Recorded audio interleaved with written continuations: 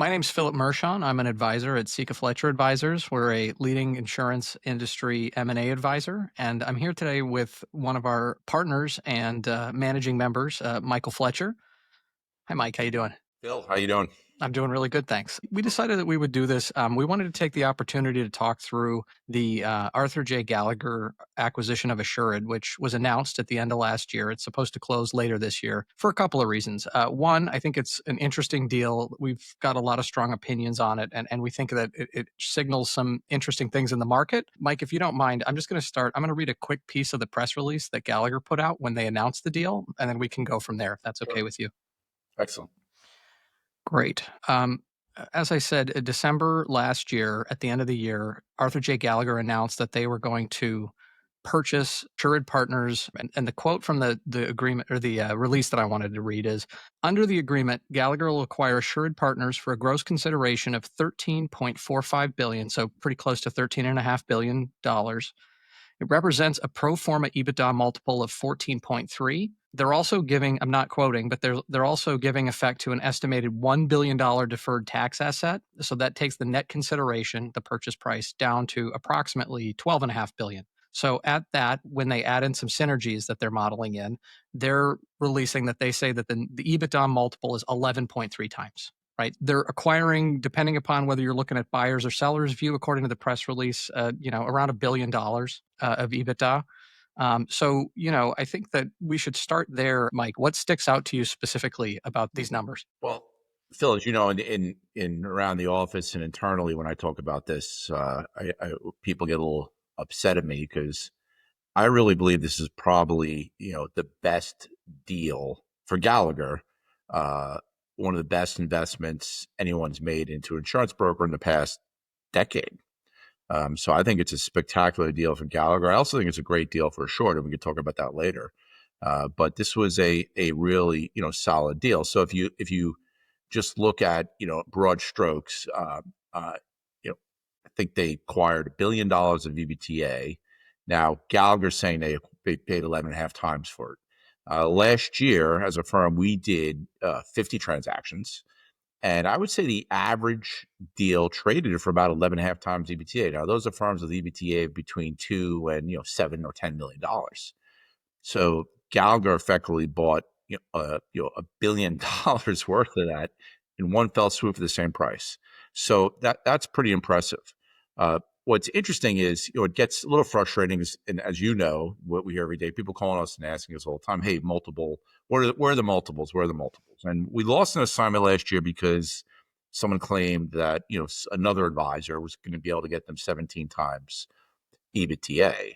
And I explained that's just impossible. And that's why I like this Gallagher deal as a really good example of what a market is. Now think about it. So we're doing private deals. Our 50 deals we closed, we can't really disclose them. So we try to show averages, but we can't get into the weeds because they're private deals. Well, here we have a spectacular case study in insurance brokerage M&A 101. We have all the details from two large, well-known firms. And to me, this makes a difference, in the market. So I think it's a spectacular deal for Gallagher and Assured. So to me, best deal in the past decade. I'll get a lot of flack for that, but including internally, including from my partner Al probably. But I think it's the best deal I've seen in a decade. Yeah, I don't disagree with you. I mean, let's take that apart just a little bit. So you mentioned there that, right, EBITDA is a bit of a moving target, and then the multiple of that is ultimately the gross consideration or the purchase price, to use layman's terms, right? Right. So the thing that we're always preaching is a multiple of what, right? If you look at this deal, that's why I said buyer's view and seller's view, right? The seller's view is that that they're getting one multiple, and the buyer's view is that they're paying a different multiple. Let's start with the finances. So this deal, there's some cash, and then they're also borrowing to do this deal. Let's talk a little bit about The majority of the deals that are done in the insurance distribution space right now are done by private equity or private equity backed brokers. And private equity traditionally uses leverage or debt to finance a portion of the proceeds of the consideration when they make an acquisition. In this case, there's a pretty specific a debt situation that makes this deal even more financially attractive. Yeah, sure. That's right. Well, as you just mentioned, we're always mentioning to folks, and everyone wants to know what the multiples are, but we always say multiple of what? Here we have a a $13 billion publicly traded transaction take place with full disclosure, and still no one can really agree on what the EBITDA actually was. So if you're Pat Gallagher and you're in Chicago tonight at some awards dinner, and your buddies say, "Congratulations, you bought Assured," and Pat Gallagher would say, "Yeah, we paid 11.43 times for that business," and Pat would be right.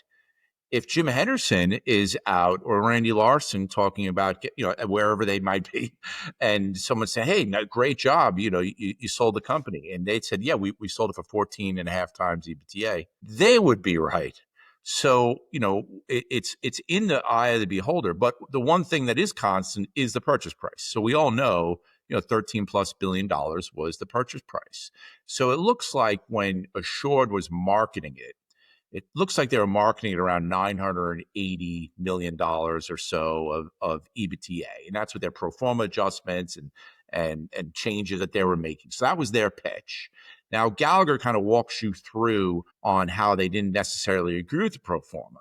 So they kind of knocked the pro forma down. But then at the end, Gallagher turns around and says, well, though, after we buy it, we're going to have all these great synergies, and we'll probably generate a 1.1 billion of EBITDA. Okay, well, and then when we add in that deferred tax asset, which is very complicated, so we could spend a whole podcast talking about that. You get to 11.3 times EBITDA. So that's how we're looking at it. But the one thing for anyone, general guys who are grinding it out every day on their insurance business, picking up new clients, they can't get bogged down in all these things. But the one thing they should really think about are these multiples. And the first thing is, what is a multiple? Where do these come from? And if you get a little math, you become a little nerdy on the math side. If you take so basically the definition of multiple is the inverse of the rate of return. That sounds confusing, but let's just say take a 10 multiple. If I take 10 divided into 1, that's 10%. So if I buy something for 10 times EBITDA, give or take, I'm not getting into tax and all these other crazy things, but if I buy something for 10 times EBITDA, I'm expecting a 10% return, right? And so if you move up and down the spectrum there, so if you bought some for 16 times EBITDA, 6 times EBITDA, you're getting like a 16% return. And if you buy something for 17 times EBITDA, I don't know, the return's like 5%. So so that's number one. So the multiple really dictates that buyer's expected return. So if Gallagher's buying the business and they're paying what they view as 11.5 times, they're getting about an 8.5% expected return, which is super solid. But there's something else, and you want to add growth to that. So what do we expect Assured to grow at? Well, all insurance brokers have been growing 8 to 10%, just the rate of inflation and premium inflation. So Assured's compound growth rate's been about 25% over the past 5 years. Now, a lot of that is from acquisitions. So let's just strip that out. Let's say they never do another acquisition again. Well, then they have about 6% organic growth. So if you take Gallagher's 8.5% expected return and we add in 6%, we're at like 15% returns on a $13 billion deal. That is just spectacular. But it gets even better. So what happens is Gallagher then goes to market. Now, first of all, Gallagher pays all cash for this at close, when it does close. By the way, the FTC has some more questions for it and things like that. But when it closes, your shareholder, they're getting all cash. And Gallagher's doing that by raising, fresh new equity. And they're raising about $5 billion of debt. Now, they raised different tranches of these $5 billion of notes from 3 years out to 30 years out. But the average rate they're paying is like 5.15%. Now, you can today, the 30-year treasury, you can lend to the U.S. government for 4.5%, or you can lend, in Gallagher we trust for 5.15%. So now Gallagher essentially, 30-40% of this deal, they're getting this 14% return, and they're financing, a I guess third of it. 6 billion of the consideration, give or Right. take, was Yeah. So the debt with financing. 5% debt, home. So these are private equity like returns. So those are spectacular returns if you're Gallagher. So it's a deal that I would sign up and invest in any day of the week. Yeah, and I think we were talking about this. The closest comp is probably the Aon NFP deal, just because the consideration was similar, right? 13 and a half, and I think Aon closed at about 13 because they made some adjustments and they.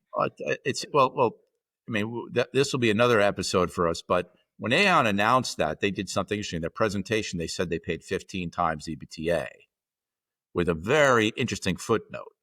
But if you looked at NFP's EBITDA at that time, the purchase price, NFP at that time was really paying about 22 times EBITDA. Yeah, it was like 600 million in pro forma EBITDA at the time that the deal was announced, They, but they they were going to close it in. right. They Right. said when we close this deal a year and a half from now, NFP will have grown to that number. Now, in that view, NFP got a spectacular deal. So to me, that's a typical classic Aon type transaction.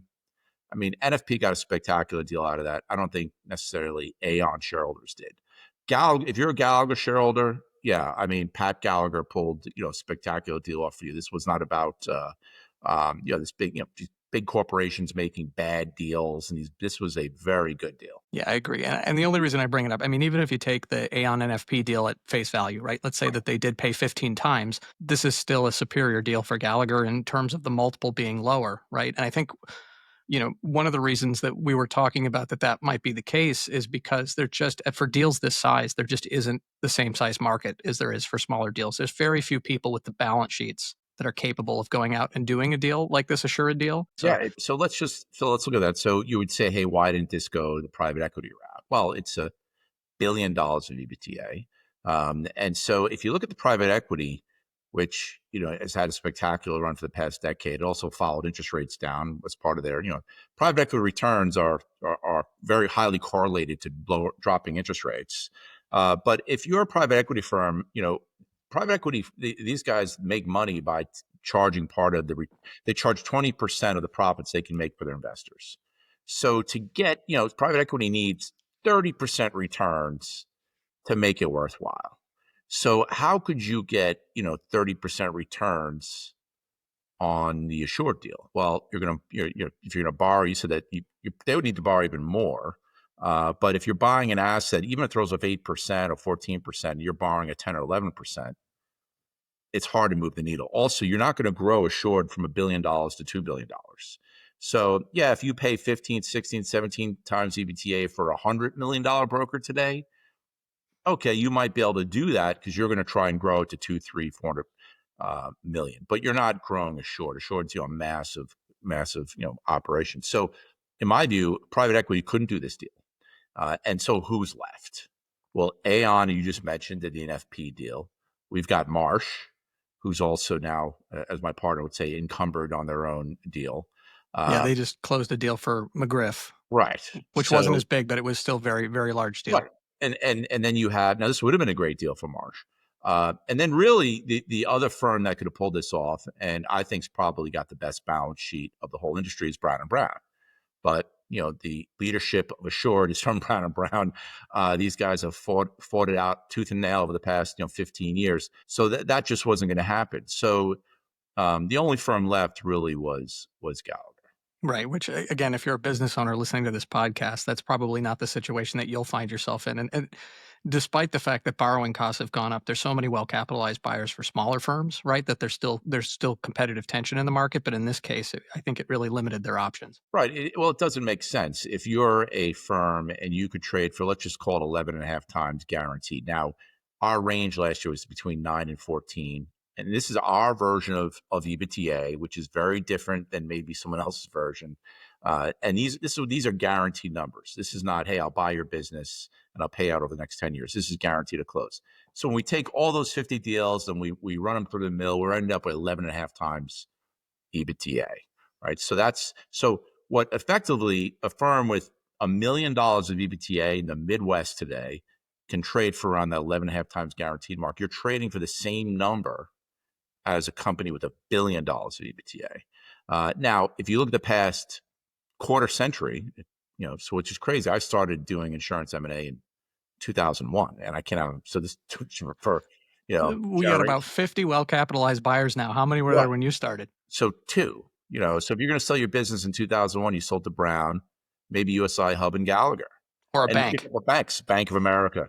Yeah. And so today, so what should happen? Prices should have gone down to, companies should have gone, instead of getting 11 and a half times EBITDA. If you do the math to get the same return a buyer was getting 4 years ago, you need to pay about 6, 7 times EBITDA.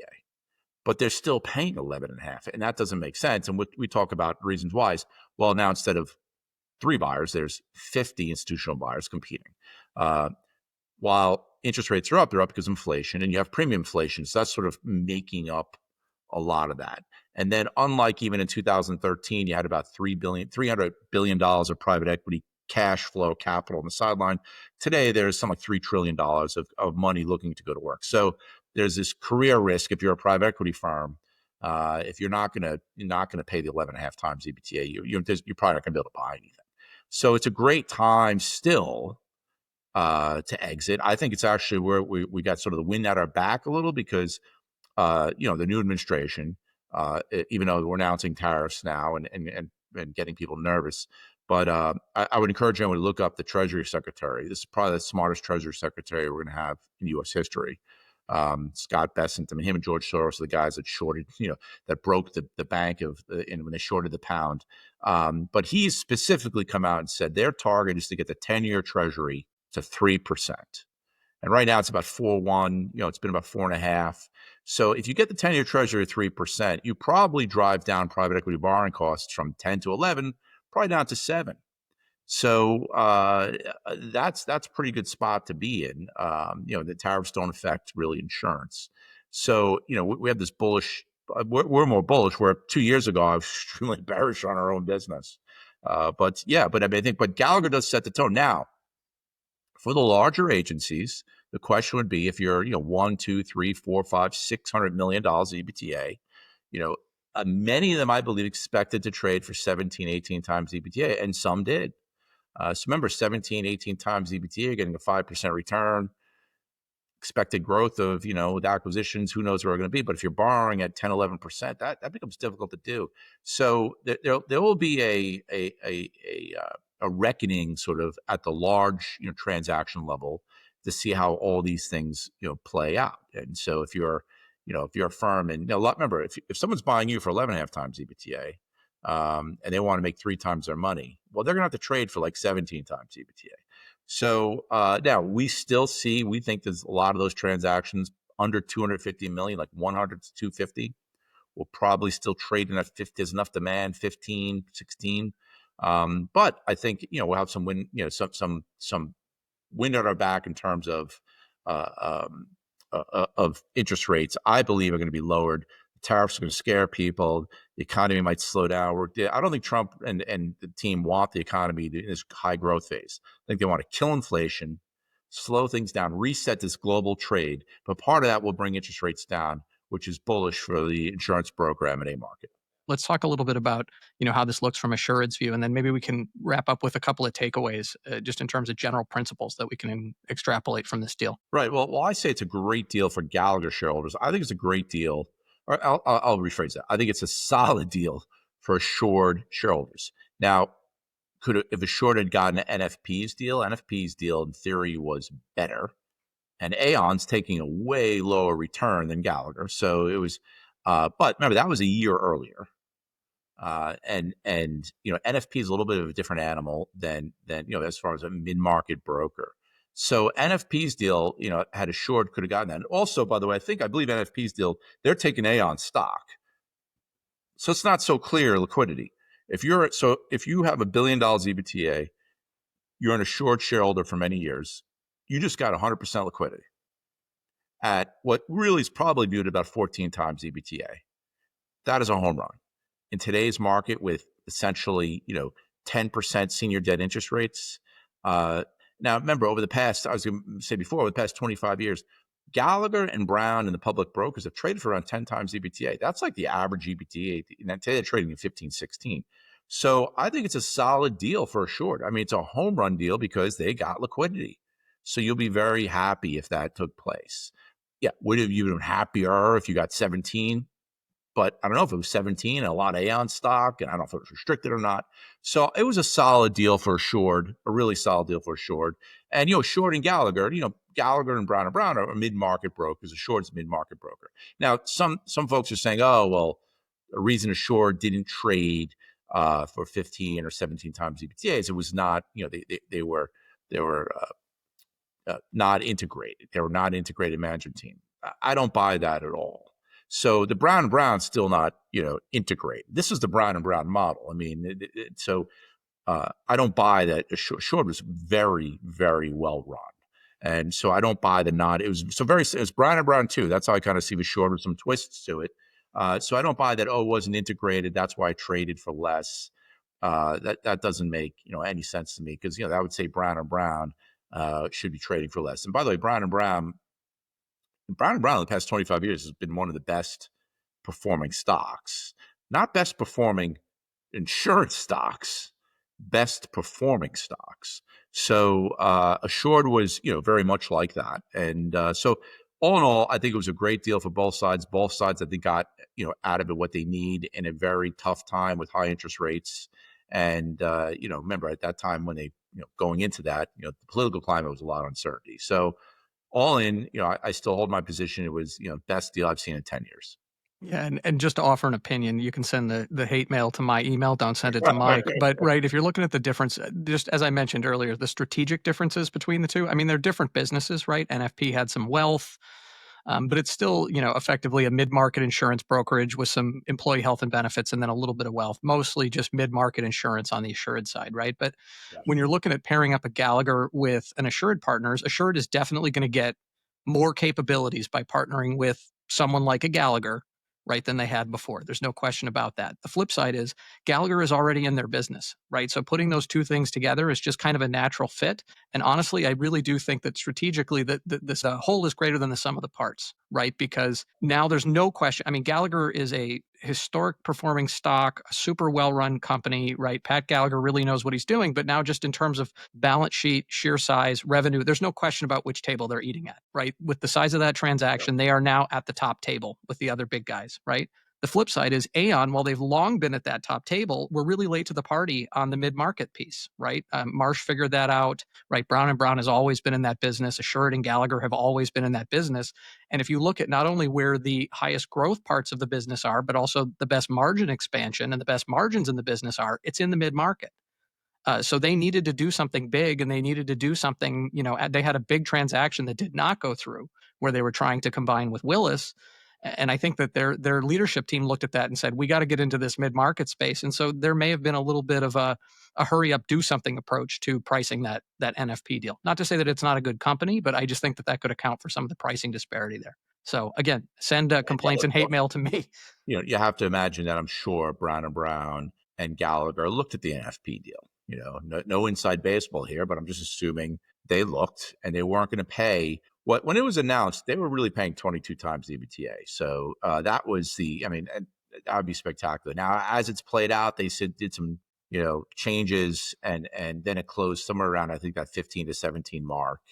But they closed a little early. They took the consideration down, right? They kind of moved things around. But now remember, Aon's not Aon management's not an expert in middle market brokerage, so they're going to rely on NFP, where Gallagher Assured can do some damage together because they're both experts, in that mid market area. One other point I want to bring up with Gallagher is, so we went and took a look over the past 10 years. Gallagher's acquired about $100 million of P&C employee benefits retail revenue a year, $100 million a year, with an average, we assume, EBITDA of 30%. So they've acquired about $30 million of EBITDA over the past 10 years. So it would taken them another 36 years to acquire $1 billion of EBITDA. They did it in one fell swoop. Now, think about all those, if you're going to acquire all those agencies, all those integrations, and all that, all that headache and nightmare. So this all leads to a much more solid deal. It makes answering a couple more questions with the FTC to get the deal done seem a lot more palatable than having Right. to do the deal and the diligence and all Yeah. the costs associated with the amount of deals it would take to acquire that much. Actually, and Phil, one interesting a story I wanted to mention here because it's kind of fitting. So a lot of people that are running insurance brokers today, let's call it from 2 million of revenue to 10 million of revenue, and they're wondering if I do a transaction, what's it going to be like, and are there any opportunities, or am I just selling to some giant corporation and that's the end of my career? So about 10 years ago, or no, geez, actually more than that, maybe almost 15 years ago, I represented a company called Schiffman Remley in Kansas City, and it was two older gentlemen and a younger producer. Now that producer owned about 10% of the agency. He wanted to buy the agency, but it was just too big for him to buy it. And so I tried to explain that to him, and him and I had many discussions about it. And I said, look, you really have to do you have to do a third party transaction, but there's going to be upside. And so we interviewed all these different parties. They ended up choosing Assured, which is very early on. Assured just came out of the gate.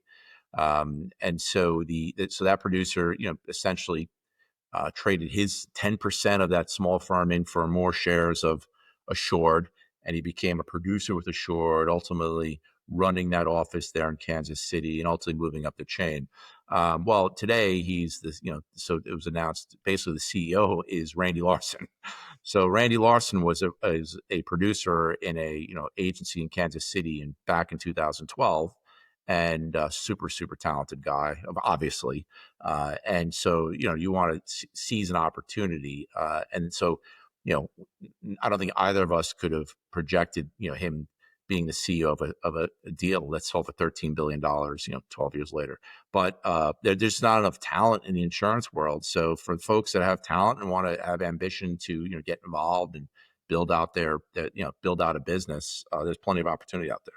Yeah, you mentioned earlier that when we talk to business owners and we talk to business owners every single day, the Yep. first question is always, what are multiples at? And I always say, well, multiples are where multiples are, right? And, with the right amount of work, you can come up with a good EBITDA number, and then you can take it to market. There's buyers if you know who to talk to, and the market will tell you what the multiples are. And it's good to understand sort of the financial value of the asset that you've created in your business. But the first question I always want to ask them is, what do you want your life to look like?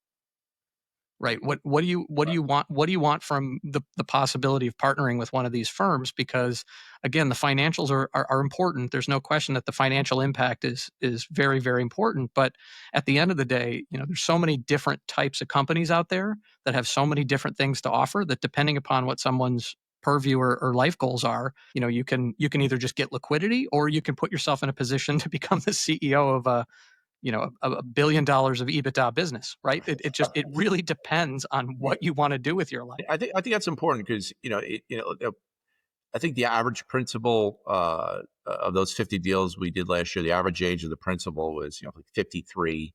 So these aren't guys that are hanging up the cleats, and it's really about repositioning your asset. That's what we're talking about, and taking part of these. Essentially, you selling for the same price as, or getting valuation for the same price as these massive billion-dollar companies.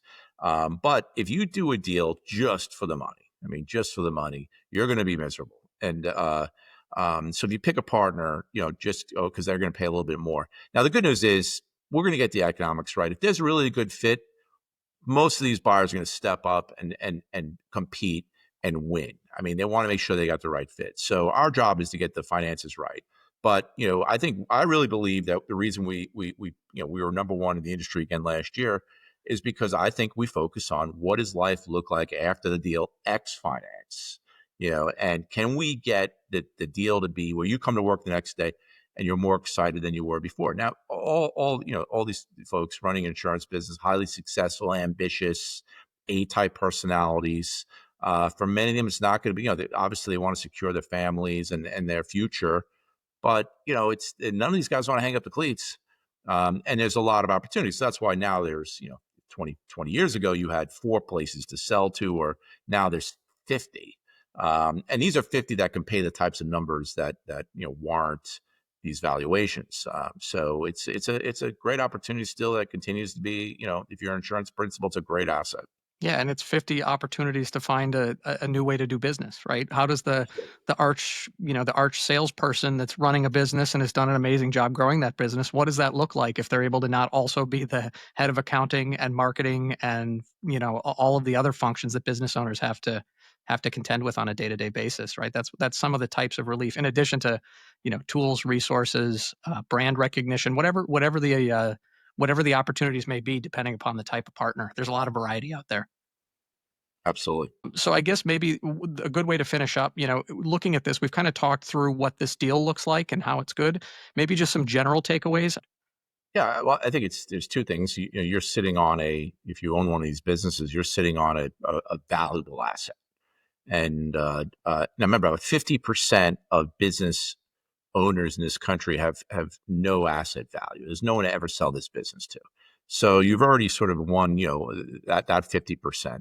And that, your business is trading for multiples that public companies are trading at. So it's a really good position to be in. So, you don't want to screw that up over the next couple of years. So certain ways to screw that up would be, producer issues. You're getting producers, paying them 50 new, 50 renewal. They don't own their own books, things like that. So those are things you want to talk to someone about today. I mean, they could always be fixed.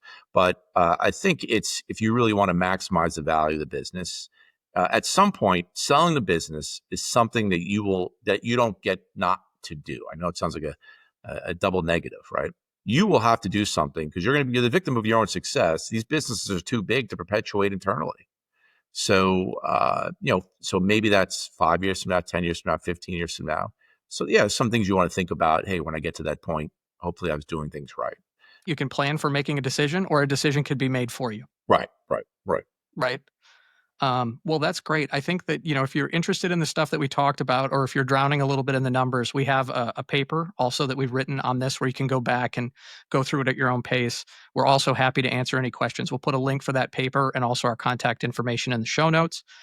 In addition, I don't know when this one is going to come out, Mike, but you guys are about to do a M&A webinar for business insurance coming up here soon. Can you just tell me a little bit about that? And then we'll make sure we link that in the show notes as well. Yeah, sure. I hope I have the date right. I think it's April 16th. We're going to do a webinar sort of sponsored by Business Insurance. We had a really good one last year. And we're covering a lot of market topics, multiples, valuations, what's going on in the market.